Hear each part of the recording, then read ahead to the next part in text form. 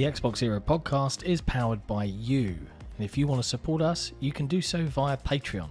Just head to patreon.com/XboxEra. And as a thank you for your support, you get cool stuff and we get to keep doing what we do. Now let's get into it.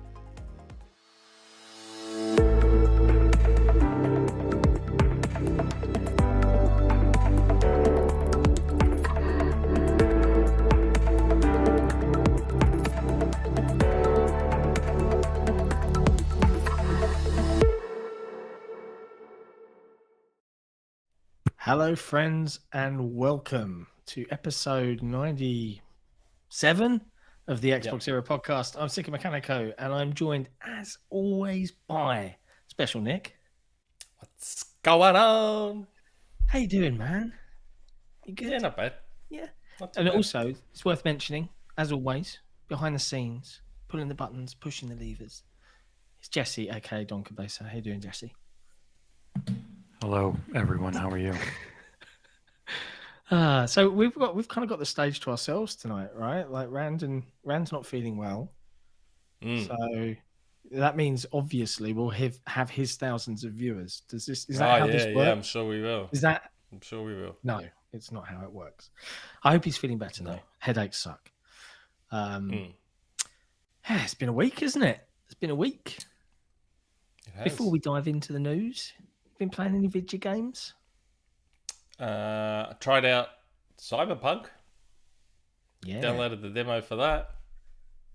How does the demo start? Because I've been playing Cyberpunk. I've been playing a lot of Cyberpunk because I said I'd wait for the next gen patch. So how does the demo start? Does it start from the beginning of the game and just takes you? I don't know what the beginning of the game is. I assume it's the beginning of the game. There's There's a lot of talking and slow walking and talking. You just download the entire game, so I wouldn't be surprised if it's just the beginning of the game. Oh, okay. I wasn't sure. Okay, yeah. There's like you go into a bar and get a mission from someone, and Yeah, that sounds about right. You fix your broken nose. you fix your broken nose. Yeah, you jump that's into not- someone's car, and then I don't know. There was a stealth mission thing where you had to get this person out of a bathtub, just full naked. Yeah. And I was like, I really hope my kids and my wife don't walk in right now while I'm playing this part because I'm holding this naked woman right now. Yeah, it's okay. I'm playing at 60 mode because why the hell would you ever play a video game at 30? But the gunplay feels good. It's actually nice to physically play, but I don't know, again, just so much slow walk and talk and See, oh god. I don't mind a story, and I've been playing it. I probably played about. I've just done for look, come on, it's like what 2 years old now, a year old. I've been playing a fair bit, and I've just done this thing where we use an EMP pulse to take down this thingy carrier, and I've done a bunch of side gigs and things like that. And I've been moderately impressed. I encountered my first glitch, which was my companion got on a motorbike, but the motorbike didn't exist, and so she was flying around, hovering like on nothing, which was amusing for the cutscene. But yeah, same as you. I tried the 30 FPS ray tracing mode. It is a juddery, unplayable mess. I'm so used to 60 FPS, I cannot go back. I looked at it and was like, pretty, and then switched back to performance mode. I love the world they've created. Like, I really like. Yeah. I'm playing it. Full disclosure, I am not playing it like an RPG. Playing it like a shooter, and thoroughly enjoying, ignoring all of the things under the hood, apart from just putting things into killing stuff with guns. Yeah. And I've started playing around with some of the blades and the stealth stuff. But it's a very pretty game, and I'm sure if I looked under the hood, I'd find all the things that are broken. But right now, I'm not running around playing it like a GTA. I'm playing it like a story-driven FPS game, and then I'm having a blast. So, very glad I waited. Very glad I waited. Enjoying it. It's on sale at the moment, 50% off. Yeah. It's probably worth a punt at 50% off, unless it comes in parts. But I was gonna I thought, 50% off, maybe I'll buy it now. And then I thought, I better play the trial first. Yeah. And then I played the trial, and I'm like, I think I'll just keep my $50 for the time being. I'll just put that back in my virtual wallet. Yeah, I Yeah, know I'll you just- mentioned the naked ladies. There was a bit where I did there's a lady from Miltech that I encountered, and there was a mission to just go and meet her at the No-Tell Motel. And I'm playing this, and I'm like, I've got my headphones on, but my kid's walking around, and then I go in there, and there are toys strewn across the bathroom, yeah. virtually. And my wife, I just hear my wife. I've got like one ear off, and I just had to go, John. And I'm like, yeah, this is not age appropriate. It's just shut the TV off. It was a bit awkward. That's what I get worried about. Like they're just Yeah. going to stroll on in and see something that they shouldn't be seeing. I mean, it amuses me. It used to happen when I played Call of Duty. And Yeah. my son would walk in and he'd be like, "Oh, wow, what are you playing, Baba?" Just killing Like, someone. buddy, playing Call of Duty, buddy. Probably shouldn't be here. We actually have a community question, I believe, here about Cyberpunk from Faisal. Oh, go on. Hello, friends.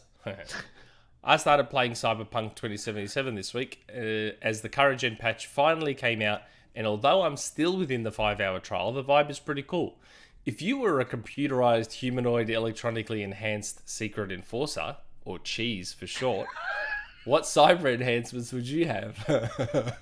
Remember That Mac is and a great Cheese? reference. That is a great reference. He's good at this. Is Faisal. Yeah, Mac and Cheese is good. What cyber enhancement? would I have? Cybernetic enhancements, hey? I mean, I've got one that's probably not appropriate for the podcast, but the one that probably is appropriate for the podcast. I mean, come on, who wouldn't want that cybernetic enhancement? Yeah, it'd be like that episode of Rick and Morty. Yeah. I'd probably just want better guns. Get the guns going. Get like jacks. Get the guns going. Oh, I'd totally go for some like internal implants to like switch stuff off and remotely control things. Like, why not? Just stop messing That's a with good people. one. I didn't even think of that. That's a good one. Walk into a bank, don't disable the security system. You know, I'm sure there's a cloaking ability at some Walk point. up to an later in the game. ATM. Yeah. Millions of dollars, please. Just jack in, all that jazz. But yes, I think the one thing that does suck is the driving. Like every car I've driven. I haven't driven a car yet. Awful. The bikes are fun, but yeah. Well, it's funny because you played it with an actual driving model. The original game didn't have that. You just there was no driving model. Everything Oh was just, dear. yeah. So when you get the nicer cars now, they drive great, but the beginner It just earlier moved the cars world are around the shit. car when you turn left and right. It was so weird. Yeah, and everyone used motorcycles because they actually had a model for driving. Yeah, that doesn't surprise me then. But yes, so I think it's very clear that CDPR definitely bit off a bit more than they perhaps could necessarily achieve, and they probably should have delayed. But I still think that the world and the kind of lingo and everything that they've kind of built around the game is super intriguing. And wasn't there a rumored multiplayer mode that was going to launch later on down the line? It wasn't is that rumored. still happening? They announced Yeah, it. that was They their announced next it. game. Oh, okay. They announced it. Yeah, They I delayed kind it. of want to see it because the city is cool. It's a really Yeah, it is. interesting place. So yeah, Cyberpunk 2077. Here we are, 18 months later. Maybe it's not so bad. It's okay. Quite enjoying it. Outside of that, playing lots and lots of really got into the sweaty Halo Infinite stuff right now. In ranked, it's getting a bit ridiculous. But I played a little bit more Tactical Slayer. The servers are better now. They've done that patch. They are better. Yeah, I still got put on some US ones, even though I was playing with someone in my fire team from Australia. Still chucked you over. Yeah, it still chucked us over. Yep. It's funny thing is, I actually did better in the match on the US server than I did on the Australian server. The lag was your friend on that particular Yeah, occasion. in the swap match. Yeah, that was interesting. Can't be bad. But yeah, so outside of that, the chat's all here. Got some friends in the chat. They're all chit-chatting away. It's nice to see some familiar names. I hope everybody watching is well and safe. We had a bit of a storm here in the UK. I don't know if you guys saw this on the news. It doesn't really compare to anything that the US perhaps might encounter on a regular occasion. But it's a pretty significant thing. I was chatting to someone, and it was apparently the worst storm the UK has had in terms of wind speed since 1987 or something like that. 122 mile per hour was the recorded wind speed, which is quite a lot. Why did you say miles just then? Miles per hour? Yeah. Because... You're from the UK. Yes. So why wouldn't you say kilometres? Because we do things in miles per hour here in the UK. We don't do it by kilometres. That's Europe.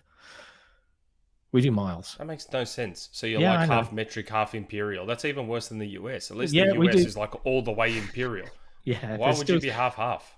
There's still some things. So yeah, we do miles, not kilometres, in terms of road travel and speed. It's even worse than the Americans. At least they go all the way. I'm not At in least they charge go of all this the way. nonsense. But yeah, hilariously, I was on a call and I was joking around saying, "Oh, should probably go and check my trampoline in the garden." And I was gone. Put the phone down, and my trampoline for my kids is 12 foot wide, right? And I put the phone down, and I'm still in my dressing gown and my PJs. And I've got my flip flops on, and I walk out, and my trampoline is on top of my barbecue by the back door, and it's raining, and I'm like, oh crap, and no one's in, so I'm out there kicking apart this 12-foot trampoline, like the wind's blowing it. It actually lifted me up off the ground at one point because it caught the wind like a sail. I am panicking, trying to get it flat on the ground, and I was just putting plant pots on top of it, and it dented my new barbecue. 122 miles per hour. You're probably looking at over 200 k's. It was windy. That's a fast-ass wind. Yeah, I think Jesse played some crazy stuff. We're just not used to it. We don't have. It's like when snow hits in the UK. The infrastructure does not exist, and everybody just goes and just panics. Yeah. Everything is a bit scary. Plus, all our houses are made out of brick, so it hurts more when they collapse on top of us instead of wood and plasterboard. But yeah, It's been a week. It's been an interesting week. But it has also been a week of video game news, right? There's been some stuff going on. I've noticed the title of this particular episode is teasing a little something that happened conversation-wise this week. I think the head of Platinum did some interviews and some stuff. Wasn't that interesting timing after last week, eh? It was when we were talking about Scalebound, and then we're like, if they really want to revive Scalebound, they're probably going to have to acquire Platinum. And then Platinum came out and like, hey, Phil. Notice cool. me. You want to rip out the checkbook, buddy? Come on. Let's do this. Interesting timing that was, wasn't it? It was. It was a bit peculiar. I mean, let's put our sensible hats on. This isn't going to happen, right? I don't know. I wouldn't be so sure about that. Right. And it's funny, I saw a thread on Researchera who, apparently Scalebound was all Microsoft's fault according to them. But then PJ Kellums, who used to work at Platinum. It was his... Someone started... pitch. Yeah. They started a thread because traditionally everyone has always blamed Microsoft for Scalebound. And how many times have I said in this podcast, don't be so sure it was Microsoft's fault. I've said it many, many times on this podcast. And everyone, because remember the stock standard response was, Microsoft forced multiplayer on them. And that former Platinum guy was like, nope, our pitch was a 4-player co-op game. Yeah. And all of a sudden, Reset wasn't sure what to do with that. Because that didn't fit in with their narrative of the last 4 years. Yeah. Has it been 2017 it was cancelled, wasn't it? Or 2016? Something like that, yeah. Something like 4 years or so. But when I say this isn't happening right, there's two things I mean. One is just the general idea of reviving this particular video game IP that apparently is it I reckon it's got another chance. You reckon it's got another chance? And then the second if thing... If Platinum gets acquired by Microsoft, if Platinum gets acquired by Microsoft, that's a big if, but if it happens, surely they will revive Scalebound. Why wouldn't you?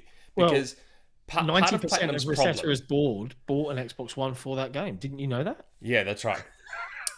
The thing is, right, Platinum has 2 problems, I think.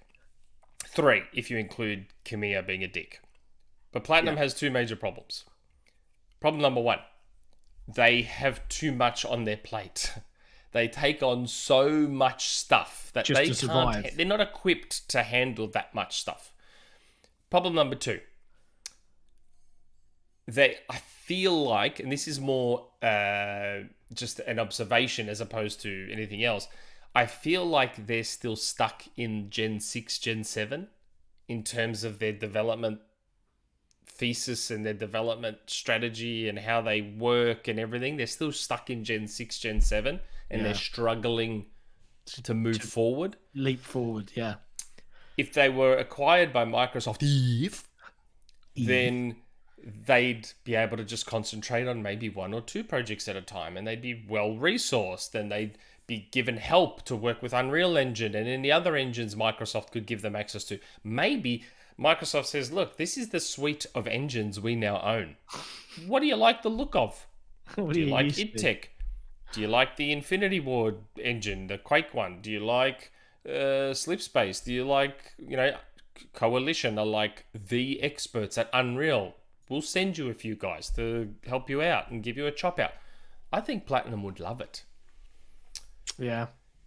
It'd be so. I mean, look, they've spoken quite publicly about wanting to have more presence in Japan. We know they've got Tango as part of the Zenimax acquisition. Is that a starting point? Is it a useful starting point to have? The thing is, they have some unique games, Platinum, but they've had at this point, and I'm trying to be as objective as possible, they've had more misses than hits. So the real question becomes: is it worthwhile to them? I think so. Flash that cash. Because what would Platinum really cost, especially comparative to what they've been buying? Probably not a lot with Platinum no would IP, right? Car change. Like Satya would just head out to the Bentley and dig through the compartment with the car changes. Here you go, guys. And there's Platinum. It's done. And it's funny, again, the timing of it just makes me think there's serious smoke here. Like Platinum's like, as long as we get our freedom, and it looks like Microsoft's giving all their studios freedom. Like, I feel like this is one of those things where there's something dodgy going on in the background, and it's like already done, and this is already this is all for show, and it's just done. Like, I don't know. Interesting. I don't know. Interesting. It's just too much stuff aligns. Too much stuff is all coming together in in one hit. We do actually have a community question from NierlyCrazy. By NierlyCrazy? Yeah. Dear podcast, why do people keep calling Drew from Scalebound a Dante knockoff when he clearly looks more like Nero? Damn kids picked the right franchise but the wrong main character. All jokes aside, I hope this game does happen, but I ain't getting my hopes up. I don't know, man. But again, Scalebound coming back to me is completely dependent on Microsoft acquiring Platinum. If they don't acquire Platinum, Scalebound's not coming back. But if they do acquire Platinum, then I reckon Scalebound's like the first thing. Like, obviously, they'll finish off whatever jobs they've got going, because I don't think Microsoft would cancel what Platinum were working on like someone else would. But they'd let them finish and probably help them finish those jobs in better shape. Wouldn't that be funny if Microsoft acquires them and then helps out with Bayonetta 3? That would be pretty funny. That would be. How about we get a port of Bayonetta 3 too, Nintendo? They're all chummy. Give a little, take a little. Yeah, we've got another question about Platinum from Cade Forever. So what exactly is going on with Mr. Kamiya, and Mr. Inaba? Why all of a sudden are they essentially out in the open on Twitter interviews begging for Phil to purchase them? It is a bit weird, I think there are 2 reasons as to why Platinum is now looking to sell. 1, Babylon's Fall is clearly isn't going to have legs after release. I think Platinum was betting on that game keeping the studio going as a games as a service for the next few years. 2, they are making their own in-house engine moving forward for their future titles, which is very cost heavy. I don't know about their own engine. I think if they were to be acquired, Microsoft would be like, here, sit next to Coalition, let them show you the Unreal Engine ropes, and turn you guys into the masters of Unreal Engine. give you some learning. And I'm going to do this a bit of an odd way round because one is relevant, one is not. But we've got a super chat from Georgie who's puts hack and slash Phantom Dust by Platinum Games. Thoughts on that? That'd be cool. We'd need to ask Miles Dompier to come in here and give his opinion. Yeah, I think Platinum would be a great studio to acquire. I mean, they do have that hack and slash kind of genre experience, right? Action games. The Transformers game they made was cool. Metal Gear Rising Revengeance was cool. Vanquish was fantastic. Yeah, and Vanquish is a third-person shooter. Maybe they just need that chance once again. I think that's what I'm saying. If they get resourced and they get access to good tech and good.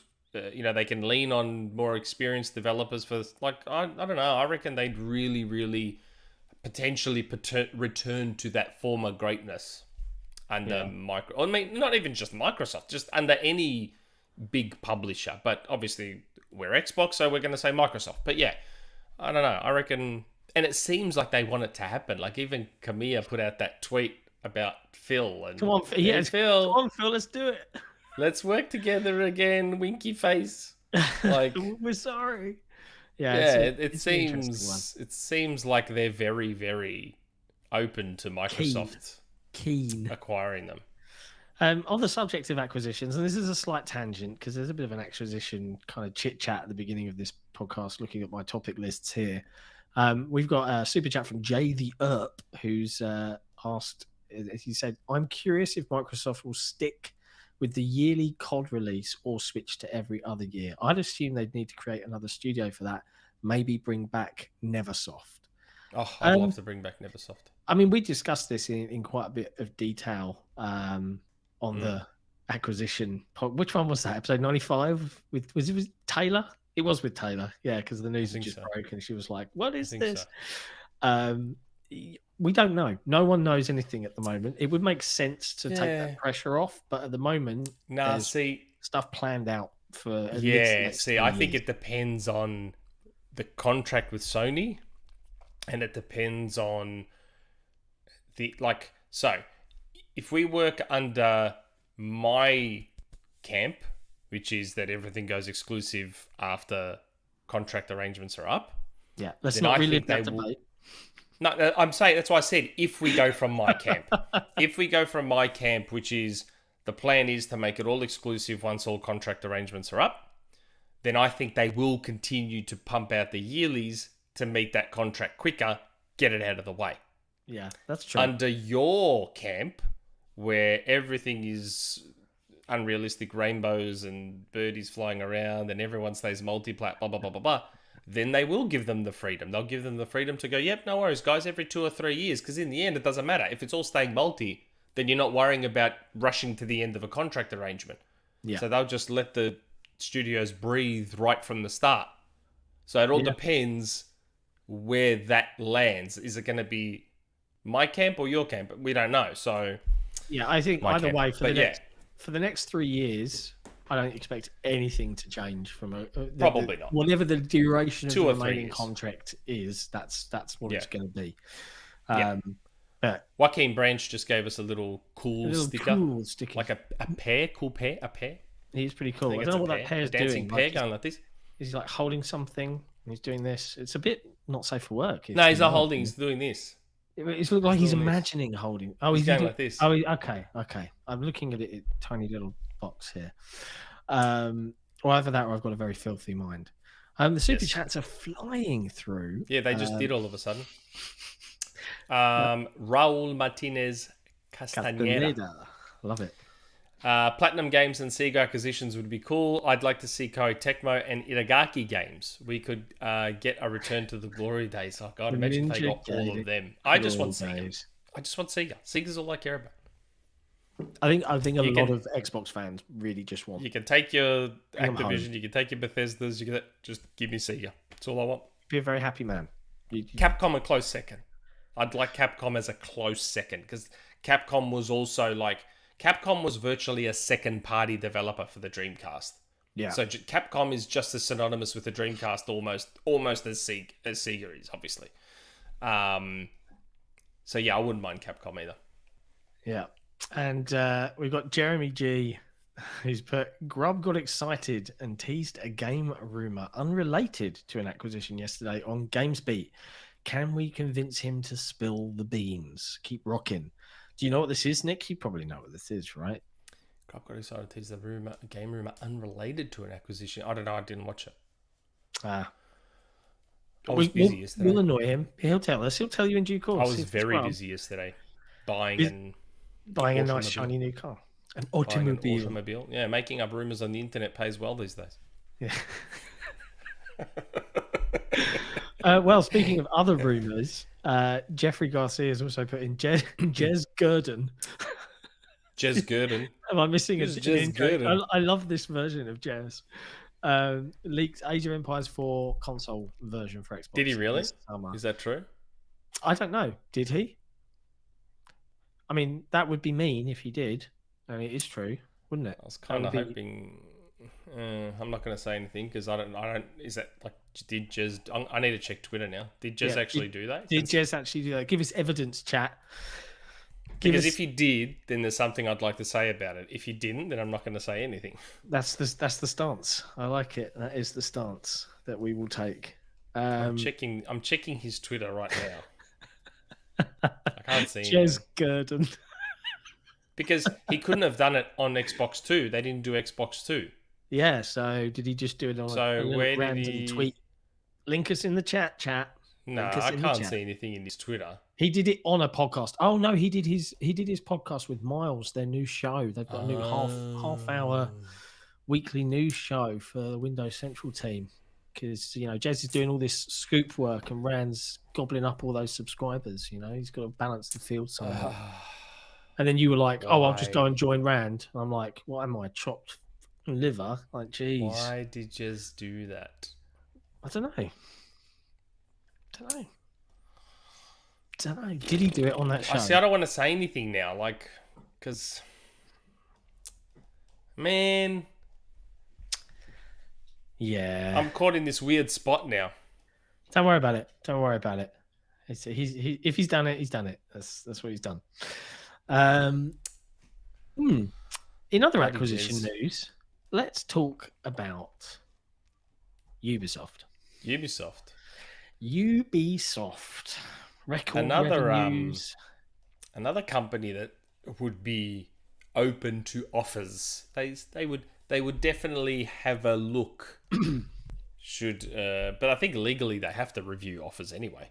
So I don't think that's quite the news that people think it is. Well, I think what's interesting about Ubisoft is they very famously fought off a hostile Vivendi takeover back in 2014. Yep. And the fact that they did that and they were so fiercely, desiring to remain independent. The fact that they've kind of come off and they're still an independent company. I think is it Yves Guillermo who owns? Yeah, something like that. I can never pronounce that name. But yeah, they fought them off in 2016 or something like that. Said they would fight to remain independent, and then they've put in this note, and I think the direct quote, I've got it up on screen, is that we've always taken our decisions in the interest of our stakeholders, which are our players, employees, and shareholders, the shareholders being probably the ones with the loudest voices, so that Ubisoft can remain independent. We have the talent, the industrial and financial scale, and a large portfolio of powerful IP. Having said that, if there were an offer to buy us, the board of directors would, of course, review it in the interest of all stakeholders. So it's interesting. And I think what people have to bear in mind is this acquisition season that is just kicked off is because it is a seller's market right now. You can make some serious bank. If you're a shareholder and you're kind of done with dealing with the backlash of NFTs and, putting in all these microtransactions into your 90-hour RPG grind fest open world AAA cookie cutter games like Ubisoft do. No offense to people that love them. It's just, I call it like I see it. Why wouldn't you sit there and go, I don't need to deal with this anymore. I can just make $500 million and just walk out of here as a shareholder with all of this in my pocket and not how that's it. I'm rich. This is the time. So, yeah, whether they're just saying that, that's kind of my opinion. Yeah, of course you'd say that because, yeah, all right, we're open to it, but I don't know if that means there's anything going on. Is my tweet going to be used again against me? Your shopping list tweet. Again? I put it out again, and I was like, look, let's try this again. And I crossed out Activision, and I was like, Microsoft is not acquiring EA, Ubisoft, or Take-Two. I'm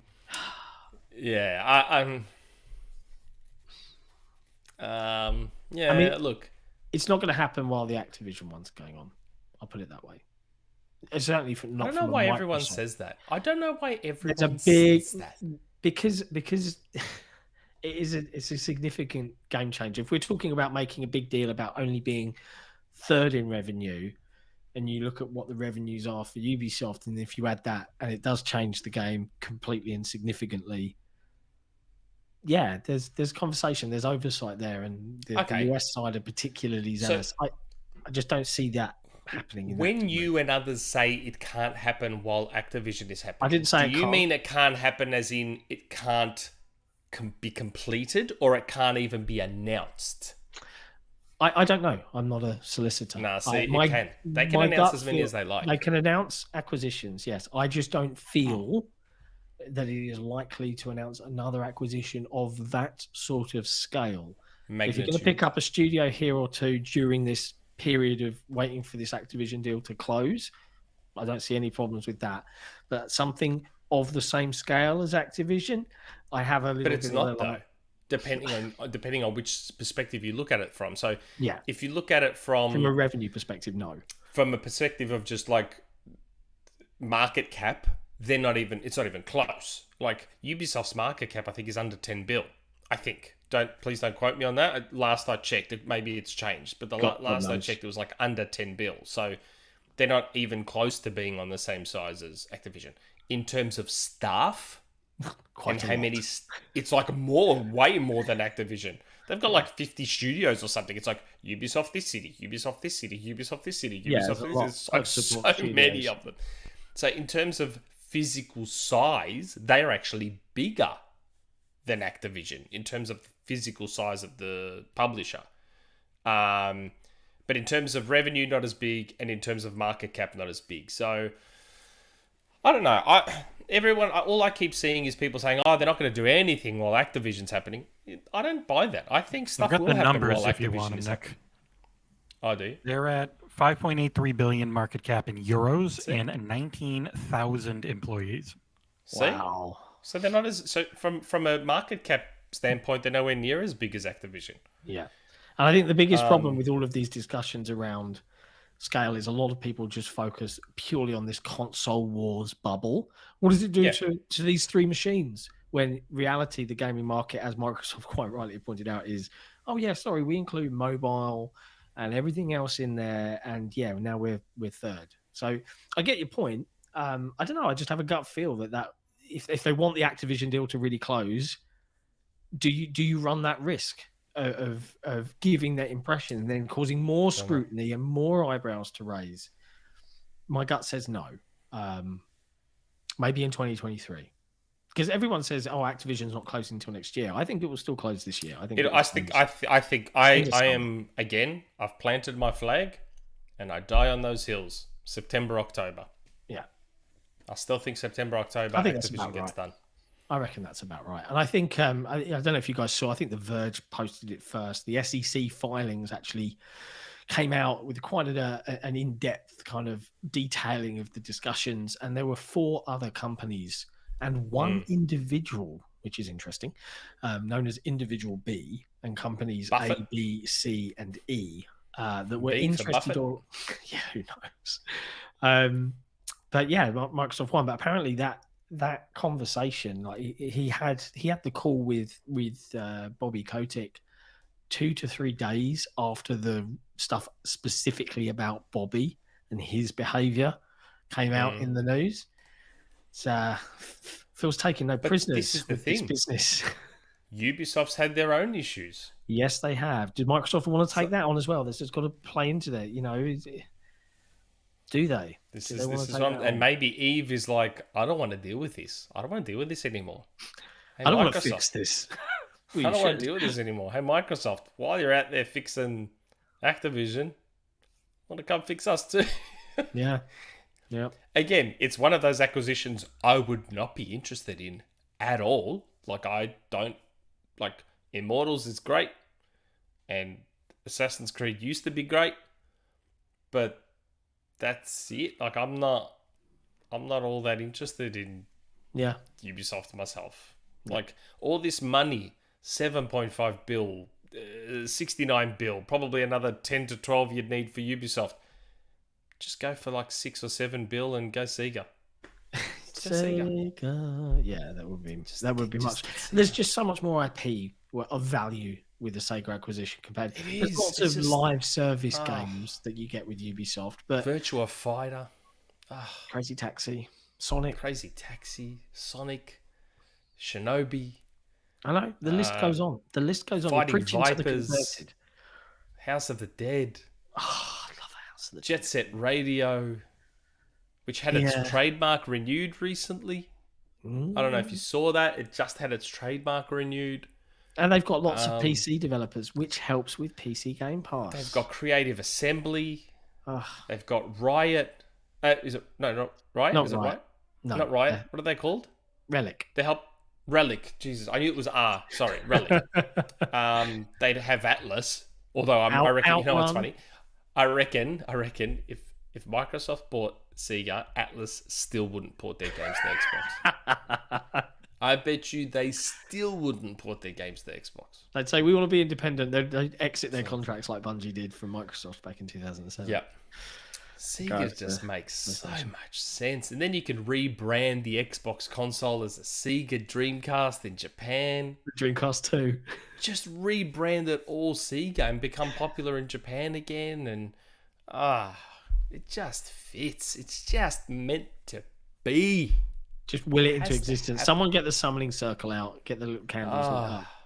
And then, and like Eamon was saying, we've said it before, like, then all of a sudden, like, you have a Dreamcast store on the Xbox store, and you have a Saturn store, and then you have all the Mega Drive games, and then you have all the Master System games, Game Gear games.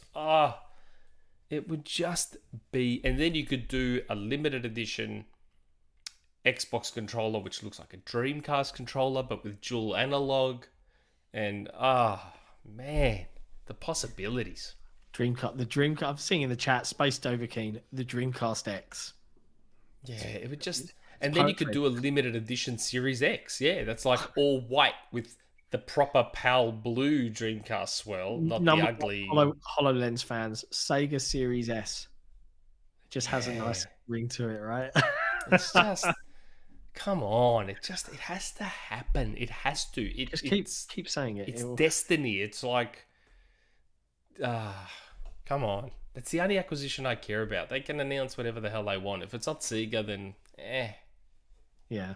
Well, anyway, so yeah, there you go. There you go. That's all that stuff. Now, I know we briefly, and I should have brought up this community question whilst we were touching on the whole Activision Call of Duty thing, but you'll like this one, Nick. This is Travis, aka PoderickPayne, on the. I saw this one, but this was more about something else, wasn't it? Well, it's more. Oh well, I guess it's got two. But do you want to do this one now? Or do you want to do it later on? Now I've brought it up because I didn't read past that first paragraph and I'm realizing my error. Yeah, we'll do it later on. We'll do it later on. Don't worry, Travis. We'll come back to you. The other bit of news, I think this was from Mr. Jeffrey Grubb, was it not? There's a countdown. There's a countdown on a Capcom page. Yeah, there was a countdown. There was a countdown.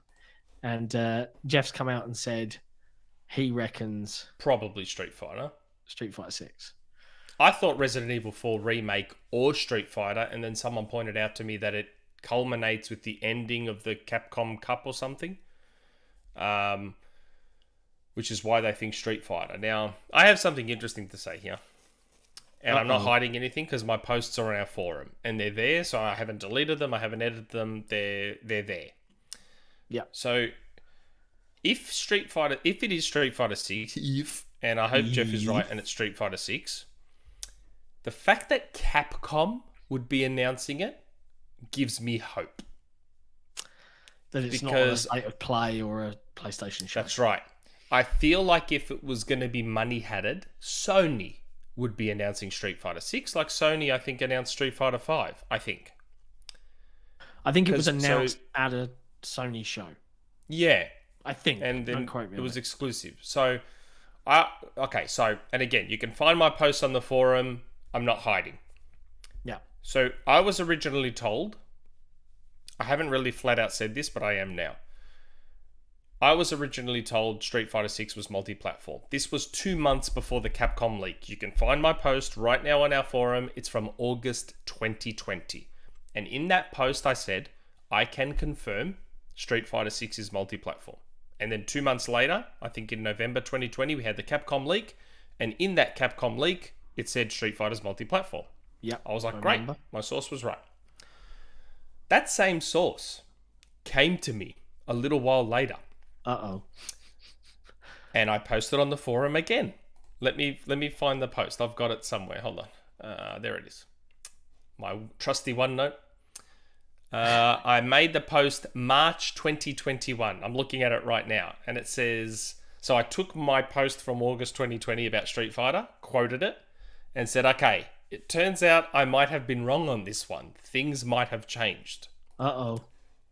Yeah, so the same source that told me Street Fighter 6 was multiplat said, well, after Ono left, Sony came back with the checkbook because it was Ono that wanted it to be multi-platform. He was the one that was strongly wanting it to be multi-platform. No. After he left, Sony went, oh, the roadblock to the money hat's gone. Let's just wander on back to Capcom and see what we can do here. Uh-oh. And I got told that Sony money hatted it. That's what I got told back then. This is March. This was almost a year ago.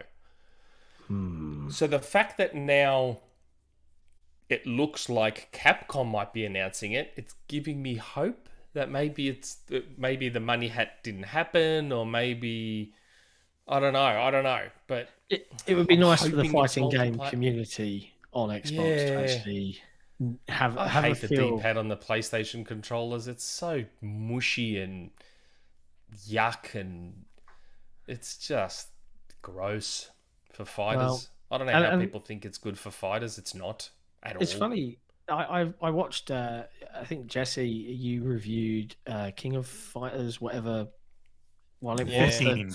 15. I wish I had. Right. I like King of Fighters.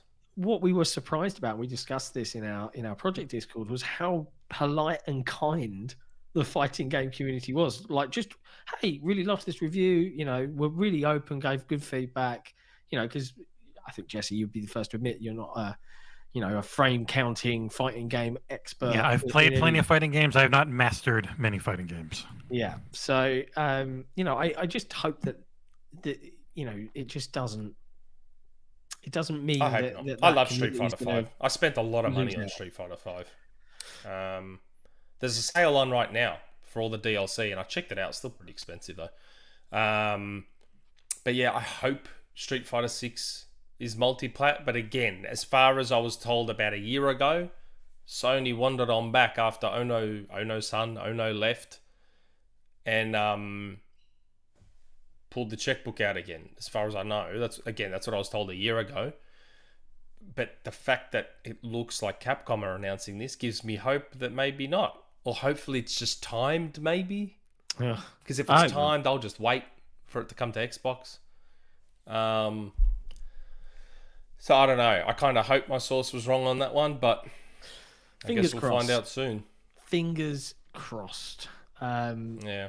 So, I mean, but Resident Evil 4 Remake, you don't think it's going to be that?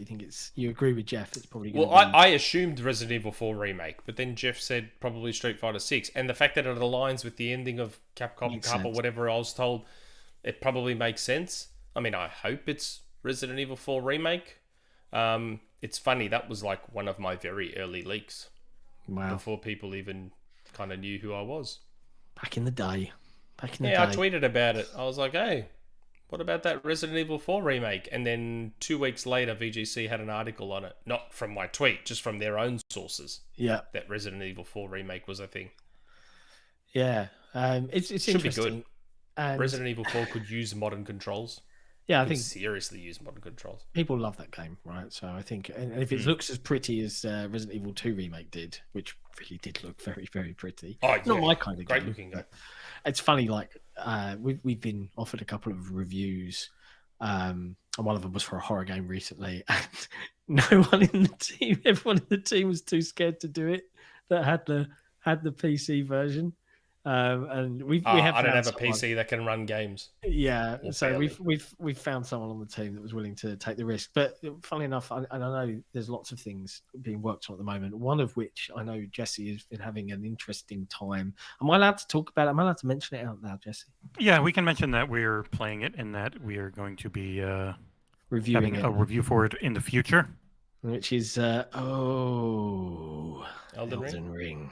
The game that I was the first person to leak footage of, Yes, that one. but also wrong about numerous times about it appearing The reason you at leaked that various- footage was to do this to the various shows. So I was like, you know what? I'm just going to leak that footage if that's how they're going to be. Well, Jerk-offs. I hope you enjoyed that moment. But yes, so I know did. Jesse, you've been playing through it. I know you can't share your impressions at this time, but we'll have a review up for that one, along with everybody else out there that's reviewing through it. And I think you've got. Jesse had a community question. Did he? Oh yeah, Yeah, and Jesse put in a really dumb community question about Elden Ring. it's great. It's not dumb. Go on, He what's the said, "Dear John and panel, are you I like looking him forward already. to Elden Ring? I know Nick loves him a good long grindy RPG, but what about John? Also, can you please get on some big name in gaming for episode 100, like Duke Nukem or Randy Pitchford? Thanks. Oh man, I'd rather no thanks to Randy. I'd have Duke Nukem. I'm not interested in Elden Ring at all. Do you know what? Like, I am a sucker for hype cycles in video games. Like, I'm the first to admit that the marketing works on me every single time. And if someone gave it to me for free, I would certainly try it. But yeah, it's probably not going to be my kind of game. I don't have the time nor the patience. I've got too much on right now, so it ain't happening.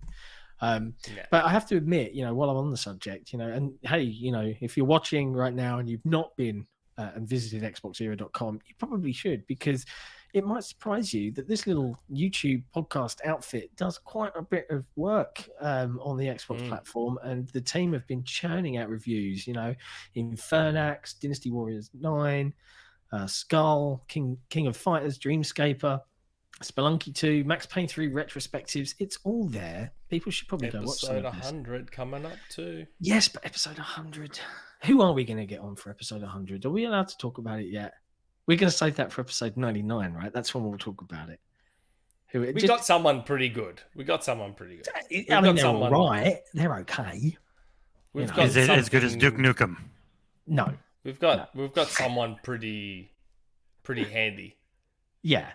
Lined up for episode 100. I think it will be definitely a good celebratory moment. I cast my mind back to when we did episode 50, which was our first ever live show, and that was really fun. So I think episode 100 will certainly be a landmark moment for us. It's going to be a really good time, and I think we're planning on a couple of celebratory things. So yeah, we'll tease it more in the coming episodes. But yeah, it's fun. It's fun.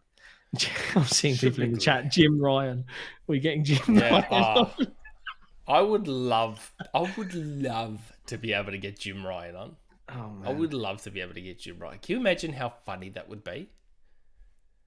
And if he turned out to be an absolute dude, like just totally down to earth and like. Oh yeah, and he's like, "Oh man, I love my Xbox. It's great." It's just like, oh, that's cool. Yeah, it would be funny, and it's worth mentioning because I'm seeing people in the chat. I just saw someone mention it, and yes, stick around because there is a Rumourmill in this show later on. Right, if you're here for the fireworks, stick around. Nick might have something. Little firecracker maybe for you. Actual Xbox related stuff too. Ooh, Xbox related stuff. Yeah, it doesn't happen often, but yeah, Xbox related stuff.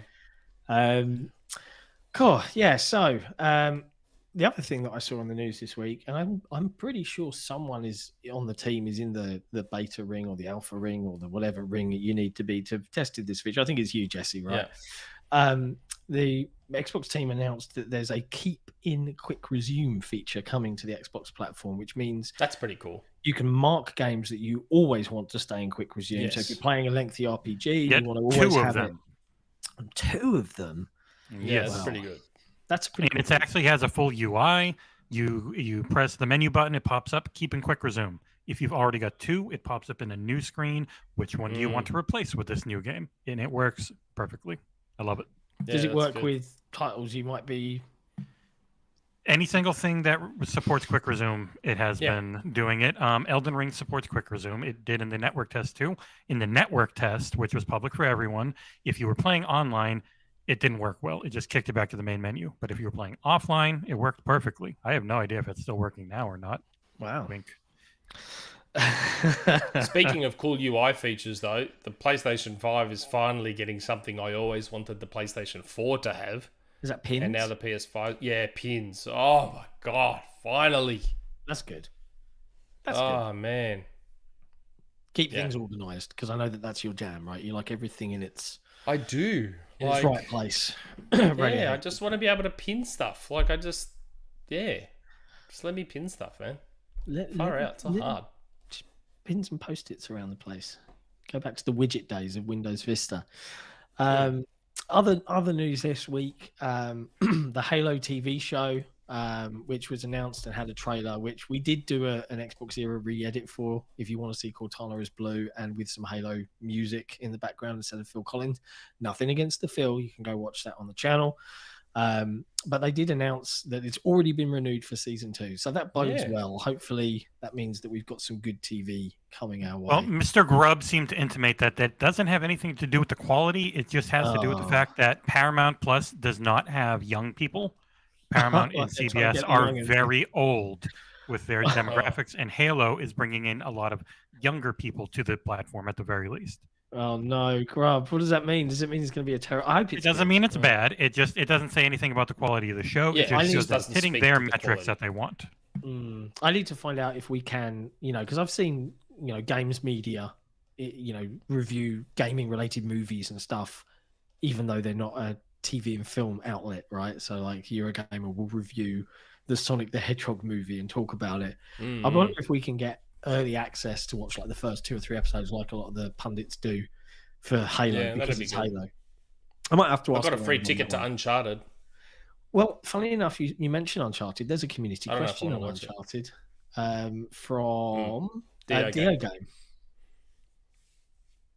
Hello, Do you want lot. to read it out? Yep. Hello, lot. Unfortunately, yours truly was not pleased with the Uncharted movie. However, I still think transmedia is the future, and after a long while, MS is finally jumping in. Their first 2 projects are the Halo series and the Fallout series. Which do you think will be better? So far, my money is on Fallout. Their angle of telling a ghoul's story is interesting. Goggins is great, and I love the talent BTS. Yeah. Behind the scenes. It's the Nolan husband and wife combo making it, and they're great. Yeah, so they're showrunners, I think. Okay. And yeah, Walton Goggins, that was one of the pieces of news that I don't think we had in our list, but we used this to kind of ping onto it when we were talking about, this transmedia push from Microsoft and Sony and everything else.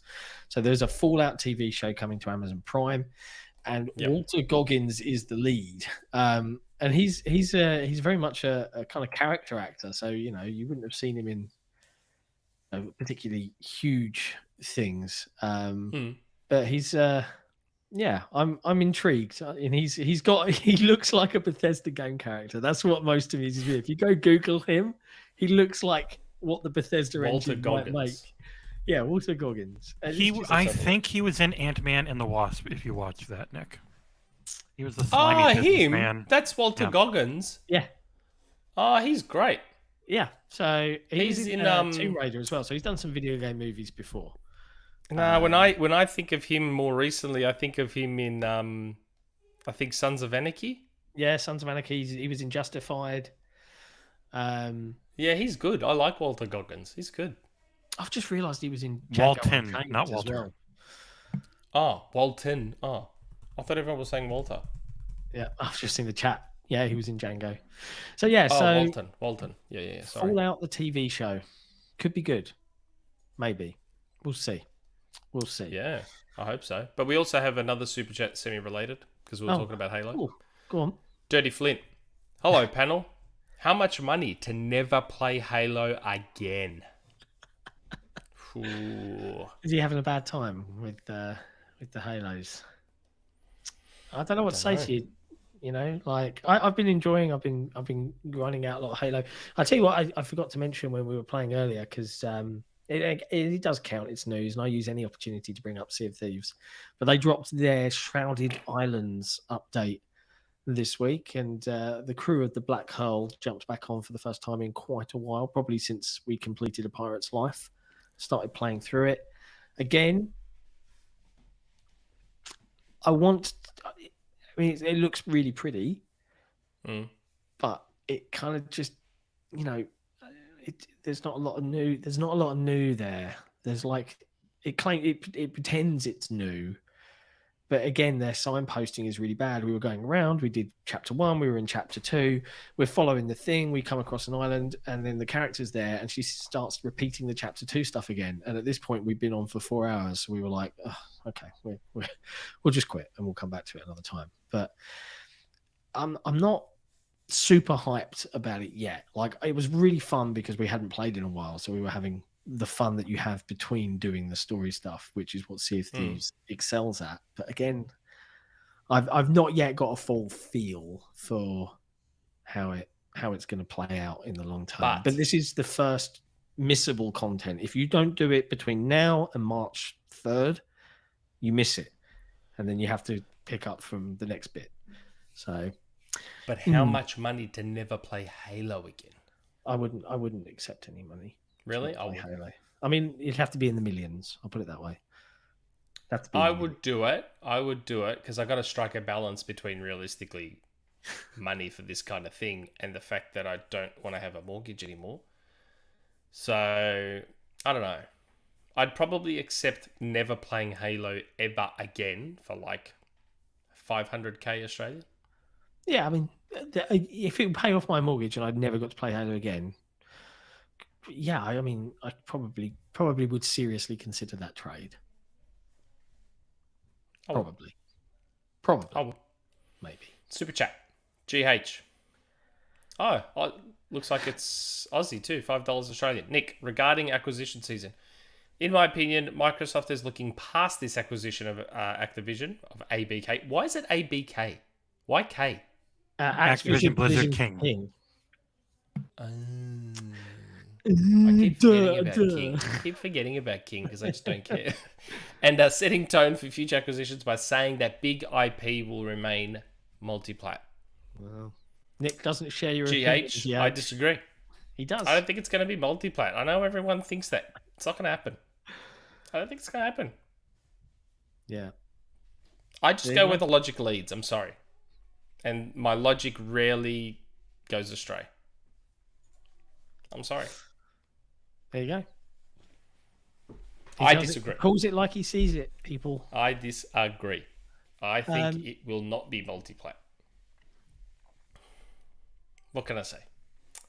Now, do you know what scares me? Is we fit in a lot of our community questions, and we're kind of like the only other thing I can think of news-wise this week was I know we joked a lot about Crossfire X last week. We did joke a lot about it, right? It didn't go well trying to play. They issued an apology, didn't they? They did. Yeah, the executive producer issued an apology for the state of the game. I mean, I don't understand this. Help me understand this, Nick. Help me work this out. And in fact, let's talk about EA and while we're talking about apologies, let's talk about EA and the whole Battlefield 2042 thing, right? Because that's Halo's fault. I'll touch on that in a second. But why don't they just let games be finished? I get that there's timelines and budgets and things, but if it's fundamentally broken, you're going to kill any hope you have of having any kind of positive impact out of the game. Who is making these calls? Yeah, well, that's the thing. Every developer and every publisher is different. So when you're talking about an independent developer, then that makes me feel like... So if we think about it's Remedy, yeah? Are they apologizing for the multiplayer, the single player, or both? No, this is I think they're primarily apologizing for the multiplayer, and I think there's a little bit of an apology in there for the bug that meant that the first campaign that was meant to keep me honest, Jesse, the meant to be on Game Pass wasn't easily accessible, and they're still working. It took a while before they actually. It was like a couple days ago it finally worked. So yeah, okay. No. What are you googling? Are you googling? I'm not googling. I'm going to my DMs. I need to have them. I need to have because I need to say the right things. Remember? I understand. So I understand. Yeah. Okay. Yep. I've got it ready. But yeah. Okay. I don't know. Crossfire, like when it's an independent studio who's doing, say, contract work, I can understand them just getting a game out because they don't want to work on it anymore and they can't be bothered. But then you think to yourself, but hold on, if a release is broken, then you're creating more work for yourself later when you have to fix it. Yeah. I just don't understand and the whole Battlefield 2042 thing as well. Right? And you straight away went, they blamed Halo Infinite for their poor reception. And it really bugs me, right? And this is just my opinion, but that is the clickbait headline to get you to click it. When I don't think they actually blamed Halo. They definitely didn't. They acknowledged that when you stood the two products up next to each other, it made theirs look even worse than it already was. Yeah, that's all they said. They didn't say it's Halo's fault, which is what all of this gaming media headlines read. And it drives me nuts that that's the framing that is put on it. It's just like they're talking about why did it fail? Oh, yeah, we had all of these problems. And then Halo came out as a surprise release and it was really polished. And that made us look even worse. That's all they said. And I'm paraphrasing, but that's it. But yeah, again, Battlefield. That's it. They were just comparing. Like they were like, look, Halo was clearly more polished than ours. But he wasn't saying, oh man, ours didn't do well because of Halo. Exactly. Like he was... Yeah. I think that was, the clickbaity sort of... But, I mean, thing. This keeps happening. And it really winds me up because, like, Battlefield is a respected franchise. DICE, a respected studio. If Halo can be delayed until it is ready, and let's be honest, it's still not ready, but at least the multiplayer... at least surface level was mirror shine. The gameplay was rock solid. Oh yeah. If you're not there, don't release your game. You're not ready. Yeah, no. And your Battlefield, you can take the hit. Like you can just wait. There'll be plenty of time later on. This is what we were talking about now with Crossfire. Like it depends who's making those decisions. When it's all shareholders and boards and they don't care. Like, and this is what I mean. This is why when we were all arguing about the FTC and regulators, if the board of directors of a gaming publisher don't actually care about the games, why would the FTC and regulators? Think about it logically. Everyone's like, but the FTC and the regulators, blah, blah, blah. They're not gamers. They're not console warriors. They don't care. The board of half these gaming publishers don't even actually care about the game. So why would the FTC... This is what I mean. People need to stop taking the console war lens with all this stuff and look at it from the business lens. Because that's what these boards do when they just push out broken games. It's just business. We need our money now, this quarter. We need it this quarter. Come on, get it out. Get it out. It makes me mad. I mean, and yeah, I guess it just goes to show how good it was to actually see in hindsight now what a delayed game can be. Like Halo Infinite, I mean, they've got different problems now in that the community is just, we want to be a live service game, except we're not going to see any kind of really substantial update for 5-6 months. It's not going to go well for you guys. That's just facts. And and I'm seeing lots and lots and lots of things being leaked, which is interesting. They've got a road ahead of them, and I hope that they can communicate a little bit more and provide some more clarity. And I think there is some stuff coming on roadmap and improvements and cheating and all the other things that they've now encountered in real world scenarios. But yes, we have a super chat about it sort of too. Go on, then. What we got? Felipe Prieto. Ed. Wow, I'm surprised people still call me Ed. Ed, how is Halo matchmaking in Australia? I mean, it's a little bit better. It's a little bit better. It's not much 2 better. 2 stars out of 5. Yeah. Yeah. I mean, you're used to it. I mean, it'd be easier to solve the problem by just, letting me choose Australian servers. I mean, Titanfall did it. Rocket League does it. And guess what? If there's no matches in Titanfall on the Aussie servers, then I'll switch myself and I'll pick the closest server until I start getting matches. It's not that hard. Like, it's not. Yeah. It's not a major inconvenience to my life to just go and pick a server. Like, I think, well, there seems to be this hesitance particularly from 343 Microsoft with regards to Halo in terms of giving that additional functionality to the players and that visibility. So weird. Because they pioneered this whole, with Halo 2, the whole sitting on your sofa playing multiplayer together, and it just flows and works. But there's so many little things now, whereas I'm playing a lot more Halo Infinite, like, why am I not getting to see the map? Why is there a really weird low-res loading screen instead of like a really nice loading screen, or the map loading in? Or, why are all these weird little things? Like, why don't you let me as the player choose where I want to play? And yeah, I'm fine waiting 5 minutes for a match if it's a really solid match. Because there's nothing more infuriating than playing 5 games in a row with 120 ping. It's horrible. Yeah. Or the same type and the same map. And bring back the veto system, for God's sake. Well, God, I used to love it. Was so funny, the memes and shit from Halo 3. Yeah, the problem with the veto system, though, is that it lowers diversity because people just pick the same stuff. And I get what you're saying, right? Just I'm almost like going against what I just said, right? Let people just pick what they want to do. But it's also, you talk about having multiple maps and having more content. Veto systems often just remove half of it because people only want to play. Like I myself, when I see launch site come up as a map, I'm like, oh, this is 2 times bigger than it needs to be, and it's really unbalanced, like, as teams try and play. Here's the thing, though. I agree with you in that the veto system's not good. Yeah. The problem is that Halo Infinite needs it because it keeps putting people on the same maps in the same modes and the wrong maps with the wrong modes. Like, you should not pair SWAT with launch site. Behemoth. Or Behemoth, yeah. Oh, Behemoth is the worst SWAT map you could possibly have, and yet it keeps coming up. Yeah, and it's just, I actually love launch. Which one's launch site? That's the one with the big rocket in it. The one with the big rocket. That's a great SWAT map. That's a great SWAT map. I love it. A SWAT game should not come down to like 1 minute remaining before it hits 50 kills. Like, it is a campy corridor filled, like peeking out. It's awful. Like, SWAT should be quick, and it is not quick. I love it.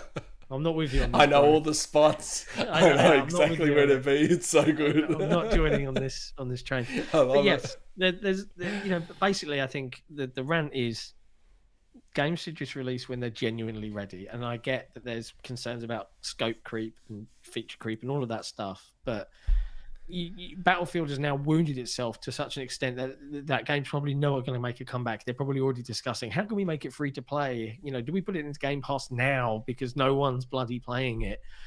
You kind of doomed yourselves. And this is the year that you're doing it without a single player campaign. Like, what happened? And charged full price for it. Yeah. I don't know. Like, man, madness. It's like karma for Titanfall 2. Yeah, that'll teach you. Respawn's like sucked in. That'll teach you. I did like the meme, the EA meme, where EA has shot Battlefield 2042 and then said, "Look what Halo did." Oh yeah. Oh, the Andre, whatever his name is, meme. Yeah, yes. That made me laugh. Why would Halo do this? Yeah. Classic. That's pretty good. Classic. Super chat from Rick Gaffney. John, it's so cool seeing someone from the same area. I couldn't be happier that something I love is done by someone I know. Keep up the great work. Why do I recognise your name, Rick Gaffney? This feels really bad now because like, I'm trying to. Well, I he's know in the the same name, area. but someone I know. I'm gonna have to. Let me scour. Let me scour the Facebooks here. Let's see what's going on. Let's see what's going on. But hi, Rick. Yeah, I mean, thank you for watching. And yeah, Essex is. It's not all bad. I think is the phrase I would use. Don't blame Towie on us, purely on us, at least. Blame it on the studios. Yeah. Well, I think we've learned, and I saw someone in the chat comment earlier. If you want a quick podcast, then it's put the questions thread up late and close it early. Well, I only did that because some things happened this week. I was supposed to go to a wedding today. So we were originally going to have this podcast 3 hours earlier than normal. Because I had a wedding to go to today. Not going to that wedding anymore. So we went, but I had to, it was a very last minute decision, which was why the thread went up late. Fair. And I closed it this morning when I woke up. But yeah. We've still got a couple of community questions, but we can get to them after. Like, we can put them where we normally put them because it's only a couple. Yeah. Does that mean... let's go to where Game Runner has been draining us about the entire show. Okay. Well, it's time for the Rumourmill. Let's go. What's that? I can't hear you. Oh, Xbox bought who? Sony did what? Nintendo? That's right, people. It's the Rumourmill. It's the Rumourmill. We've never heard that before. It's the Rumourmill.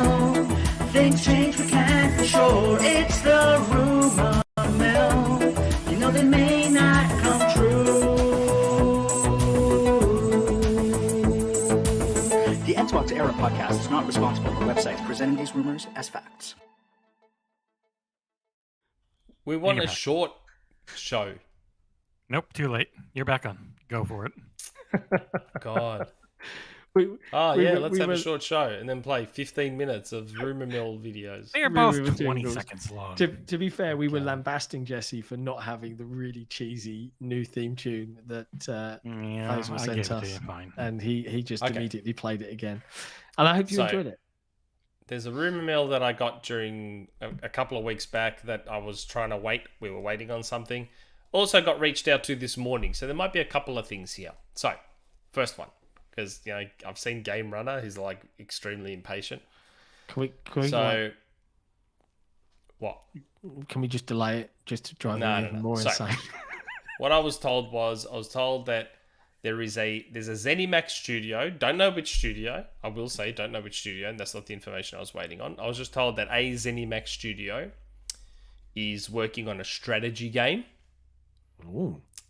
Yeah, so at first I was told turn-based, but then they came back to me and they're like, oh, no, I think it might be like real-time, more like Age of Empires. So there's a ZeniMax Studio working on a strategy game. Now, you might say, oh, is that it? It's like, well, the reason I've been waiting this long is because I wanted to use the code name. Because without the code name, it doesn't have that same oomph. You wanted a bit of, Jez Gordon. I wanted a bit more Jez action. I wanted some Jez Gordon action. So I wanted the code name so I can be more like Jez Gordon. So the code name on this game is Wyrmwood. That is the code name allegedly of this Zenimax strategy game. But again, the studio within Zenimax, I'm not sure. That I don't know. I just know that I've just been told that there's a strategy game at a Zenimax studio with the code name Wyrmwood. So maybe I'll talk to Jez Gordon at looking into that code name to see what's going on. But I don't know if Jez has the same visibility over Bethesda that he does Xbox. When he was on a few weeks ago, he said he has none right now. Oh, really? Okay. Well, he might be able to put some feelers out. I mean, I will speak for the chat, and as soon as you said strategy game, I knew what the chat's reaction would be. Fallout? Because it's a niche game. They're like, oh, strategy. Oh, right. Okay. That's just human beings for you right there. Well, again, I don't have control over this. I just get told what I get told. I don't. So do we think when you say strategy, we're not talking like an XCOM style? No, because at first my guy was like turn-based. So I'm thinking, yeah, XCOM. But then later he's like, oh, no, I think it's more real-time strategy, like more like... He actually compared to, he said Age of Empires, so more like that. That's a real-time strategy, isn't it? Age of Empires? Yeah, RTS, yeah. Yeah. But yeah. Just didn't know which studio. That's what I wasn't sure about. But he just had a code name, which was Wyrmwood. Interesting. I don't know if that name means anything. Again, I'm just the dummy. They're the ventriloquists. So stop asking me for interpretations and the stuff that smart people know about. That's not me. Yes. Now, second last minute Rumourmill part. Now, I'm going to say 4 words here I'm going to regret this. This is one of those ones that I know I'm going to regret. I'm going to regret it, but I'm going to do it anyway because I'm a dickhead. So, before I do that, Super Chat. Alexander Dark with a $10 Super Chat, and it's a sticker. And it's number one fan. Number one fan. That's great. Thank you, Alexander Dark 91.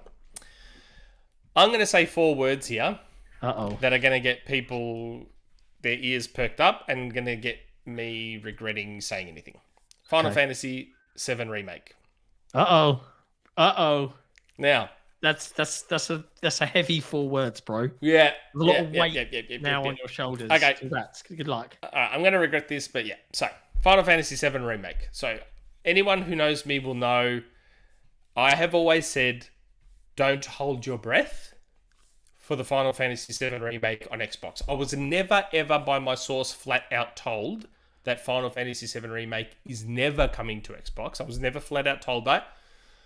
All I was ever told was that it's highly unlikely to ever come to Xbox.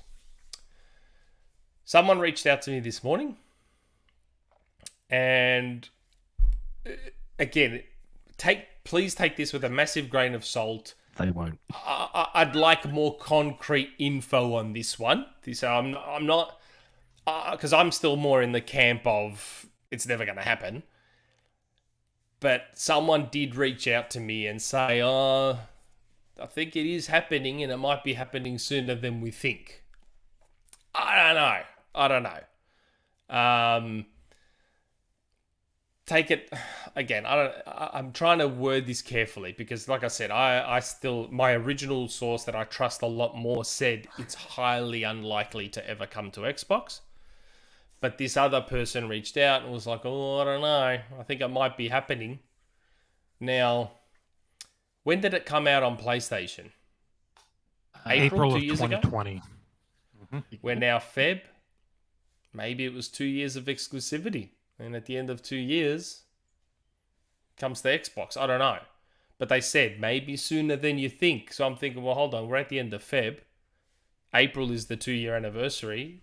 What if as soon as that 2-year exclusivity runs out, bang, here it is on Game Pass. Or something like that. Now this is interesting. When I first heard Wyrmwood, I was picturing, and funnily enough, someone in the chat, Mike Lowry put Matilda RTS. I was thinking of Danny DeVito who's playing, Mr. Wyrmwood. But DeoGame with a super chat just cropped up.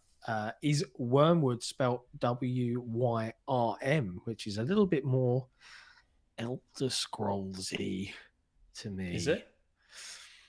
Yeah, a worm is a mythical creature, isn't it? It's like I don't know, it's like a weird flying dragon-y thing, a worm, a worm. Am I thinking of a wyvern?